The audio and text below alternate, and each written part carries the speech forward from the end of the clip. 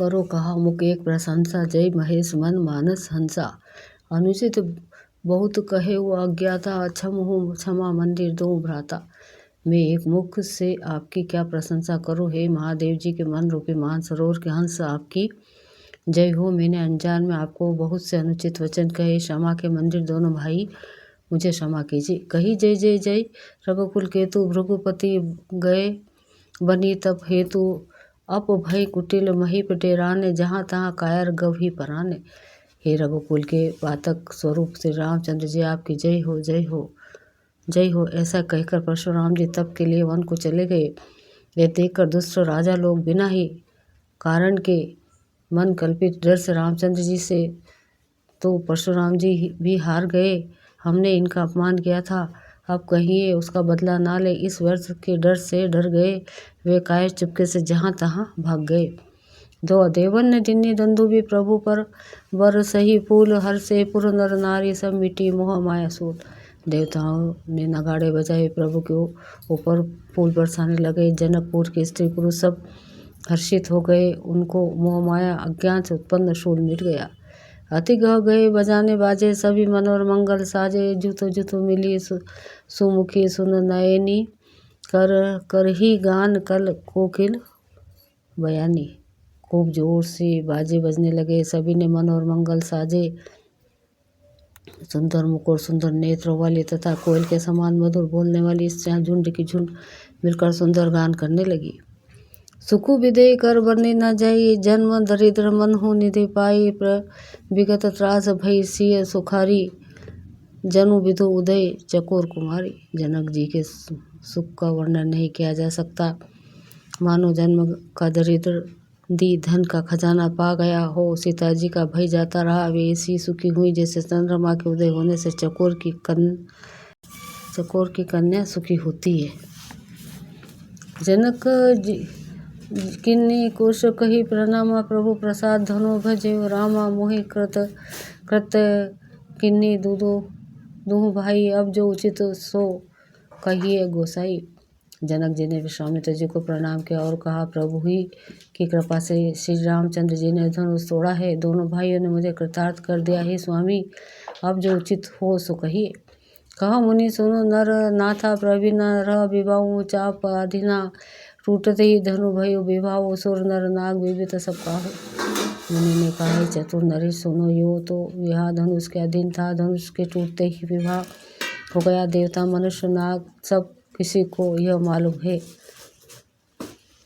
दो तद भी जाई धनुष, तद भी जाई तुम करहूँ। अब जथा वंश व्यवहारु, बुझी विप्र कुल वृद्ध गुरु वेद विदित आचारु। तथापि तुम जाकर अपने कुल का जैसे व्यवहार हो, ब्राह्मणों कुल को ब्रोड़ो और गुरुओं से पूछ करो, वेदों से वर्णित जैसा आचार हो वैसा करो। दूत अवधपुर पठवाहु जाई, आनहि नृप दशरथ ही बोलाई। मुदित राव कही भले कृपालु, पठत दूत बोली तही काला। जाकर अयोध्या को दूत भेजो जो राजा दशरथ को बुला लावे। राजा ने प्रसन्न होकर कहा, हे कृपालु बहुत अच्छा है, और उसी समय दूतों को बुलाकर भेज दिया। बहुरी महाजन सकल बोलाए आई, सभने सदर सिरनाए। हाट बाट मंदिर सुरबासा, नगरु समारहु चारी हूँ पासा। फिर सब महाजनों को बुलाया और सबने आकर राजा को आदरपूर्वक सिर नवाया। राजा ने कहा, बाजार रास्ते घर देवालय और सारे नगरों को चारों ओर से सजाओ।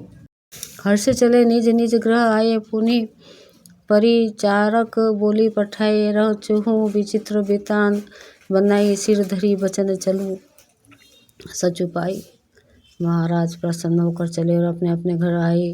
फिर राजा ने नौकरों को बुला भेजा और उन्हें आज्ञा दी कि विचित्र मंडप सजाकर तैयार को। यह सुनकर वे सब राजा के वचन सिर पर धरकर और सुख पाकर चले। पठाए बोली गुनी तिन नाना, जे बितान विधि कुशल सुजाना। विधि ही बंदी तिन किन्नी आरंभा, बिरचे कनक का दिली के खंबा। उन्होंने अनेक कारीगरों को बुला भेजा जो मंडप बनाने में कुशल और चतुर थे। उन्होंने ब्रह्मा की वंदना करके कार्य आरंभ किया और पहले सोने के केले के खंभे बनाए। दो हरित मानिन्य के पत्र फल, पदुम राग के फूल। रचना देखी विचित्र अति, मनो विरंचिकल कर फूल। हरी हरी मणियों पन्ने के पत्ते और फल बनाए और तथा पद्मराग मणियों मणिक के फूल बनाए। मंडप की अत्यंत विचित्र रचना देखकर ब्रह्मा का मन भी भूल गया। वेणु हरित मणिमय सब किन्ने सरल सब रव पर ही नहीं चिन्ने। कनक कलित अहि बेली बनाई लखी नहीं पराई सरपन सुहाई। बात सब हरी हरी मणियों पन्ने के सीधे और गांठों से युक्त ऐसे बनाए जो पहचाने नहीं जाते थे कि मणियों के हैं या साधारण सोने के। सुंदर नाग बेली पान की लता बनाई जो पत्तों सहित ऐसी भली मालूम होती थी कि पहचानी नहीं जाती थी। तिही के रची पची बंद बनाए बीच बीच मुकुता दाम सुहाए। मानिक मरकत कुलिस फिरोजा चीरी कोरी पची रचे सरोजा। उस नाग बेली के रचकर और पची करी करके बंधन बांधने की रस्सी बनाए। बीच बीच में मोतियों की सुंदर झालरें हैं। मणिक पन्ने हीरे और फिरोजे इन रत्नों को चीर कर करो कर और पच्ची कर करके इनके लाल हरे सफ़ेद और फिरोजी रंग के कमल बनाए। किए भृंग बहुरंग विहंगा गुझी गुझी पवन प्रसंगा सुरपति माँ कंबल गड़ी गाड़ी मंगल रब मिलिए सब ढाड़ी। भूरे और बहुत रंगों के पक्षी बनाए जो हवा के सहरे गूंजते और कूंजते थे। खम्भों पर देवताओं की मूर्तियां गढ़कर निकाली जो सब मंगल ध्रुव लिए खड़ी थी। चौके भांति अनेक पुराई सिंदूर मणि मैं सहज सुहाई। गजमुक्ताओं के सहजी सुहावने अनेकों तरह के चौक पुराए। दोहा सौरभ पल्लव सुभग सुठी किए नीलमणि कोरी हेम बोर मरकत घौरी लसत पटमय टोरी। नीलमणि को करो कर अत्यंत सुंदर आम के पत्ते बनाए। सोने के बोर आम के फूल और रेशम की डोरी से बंधे हुए पन्ने के बने फलों के गुच्छे सुशोभित हैं। रचे रुचिर बर बंद निवारे मनो भव फंद निवारे। मंगल कलश अनेक बनाए ध्वज पताका पट चमार सुहाए। ऐसे सुंदर और उत्तम बंधनवार बनाए मानो कामदेव ने फंदे सजाए। अनेकों मंगल कलश और सुंदर ध्वजा पताका पर्दे और चमर बनाए। दीप मनोहर मुनिमय नाना जाहिना बरनी विचित्र बिताना। जही मंडप दुल्हिनी वेद ही जो बरने असी मति कवि के ही। जिसमें मणियों के अनेक सुंदर दीपक है उस विचित्र मंडप का तो वर्णन ही नहीं किया जा सकता। जिस मंडप में श्री जानकी जी दुल्हन होगी किस कवि की ऐसी बुद्धि है जो उसका वर्णन कर सके। दुल्हो रामो रूप गुण सागर जो बितानु तिहो लोक उजागर। जनक भवन के शोभा जैसी ग्रह ग्रह प्रति पुर देखिया तैसी। जिस मंडप में रूप और गुणों के समुद्र श्री रामचंद्र जी दूल्हे होंगे वह मंडप तीनों लोकों में प्रसिद्ध होना ही चाहिए। जनक जी के महल की जैसी शोभा है वैसी शोभा नगर के प्रत्येक घर की दिखाई देती है।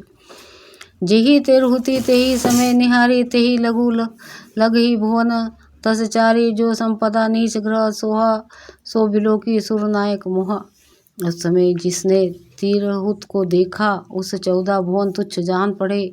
जनकपुर में नीच के घर भी उस समय जो संपदा सुशोभित थी उसे देखकर इंद्र भी मोहित हो जाता था। दो बसई नगर जही लच्छी करी कपट नारी वर वेशु तेही पूर के शोभा कद सकुचही शरद शेषु। जिस नगर में साक्षात लक्ष्मी कपट से स्त्री का सुंदर वेश बनाकर बसती है उस पूर की शोभा का वर्णन करने में सरस्वती और शेष भी सकुचाते हैं। पहुँचे दूत रामपुर पावन हर्षे नगर बिलोकी सुहावन। भूप द्वार तिन्न खबरी जनाई दशरथ नृप सुनी लिए बोलाई।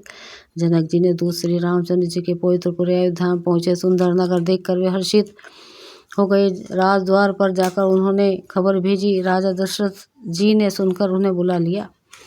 करी प्रणाम तिन्ने पाते दिन्नी मुदित मही पापो उठी लीन्नी। बारी विलोचन बाँचत पाती पुलक गात आई भरी छाती।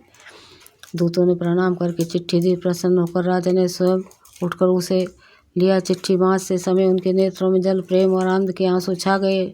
शरीर पुलकित हो गया और छाती भर आई। राम लखन उड़ कर बन चिट्ठी रही गई कहत न खाटी मीठी।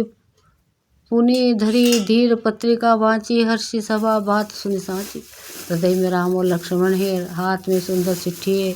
राजा उस हाथ में लिए ही रह गए। खट्टी मीठी कुछ भी कह ना सके। फिर धीरज धर कर उन्होंने उन्होंने पत्रिका पढ़ी। सारी सभा सच्ची बात सुनकर हर्षित हो गई। खेलत रहे तहाँ सुधी पाई, आए भरतु सहित हित भाई, पूछत अति सने सकुचाई, तात कहाँ थे पाती आई। भरत जी अपने मित्र और भाई शत्रुघ्न के साथ जहाँ खेलते थे वहीं समाचार पाकर वे आ गए। बहुत प्रेम सकुचाते हुए पूछते, पिताजी चिट्ठी कहाँ से आई है। गा कुशल प्राण प्रिय बंधु दो आहि कहो के देश सुनी सने सने वचन अबाची बहुरी नरेश। हमारे प्राणों से प्रिय दोनों भाई कहिए कुशल तो हैं और वे किस देश में हैं। स्नेह से सने ये वचन सुनकर राजा ने फिर से चिट्ठी पढ़ी। सुनी पाती पुल के दो भ्राता, अधिक सने समात न गाता, प्रीति पुनित भरत के देखिए सकल सभा सुख लहे वो से। चिट्ठी सुनकर दोनों भाई पुलकित हो गए। स्नेह इतना अधिक हो गया कि वह शरीर में समाता नहीं। भरत जी का पवित्र प्रेम देखकर सारी सभा ने विशेष सुख पाया। तब नृपदूत निकट बैठारे, मधुर मनोहर वचन उचारे, भैया कहूँ कुशल दो बारे, तुम नीके निज नयन निहारे। तब राजा दूतों के पास बैठकर मन को अरने वाले मीठे वचन बोले, भैया कहो दोनों बच्चे कुशल से तो है, तुमने अपनी आंखों से उन्हें अच्छी तरह देखा है ना। श्यामल गोर धनु धरे धनु भाता, भय किशोर कौशिक मुनि साथा, पहुँचा न हूँ तुम कहो स्वभाव, प्रेम विवश पुनि पुनि कहराऊ। सांवले और गोरे शरीर वाले धनुष और तरकस धारण किए रहते हैं, किशोर अवस्था है, विश्वामित्र मुनि के साथ है, तुम उनको पहचानते हो तो उनका स्वभाव बताओ। प्रेम के विशेष वश होने से बार बार इस प्रकार का पूछ रहे हैं।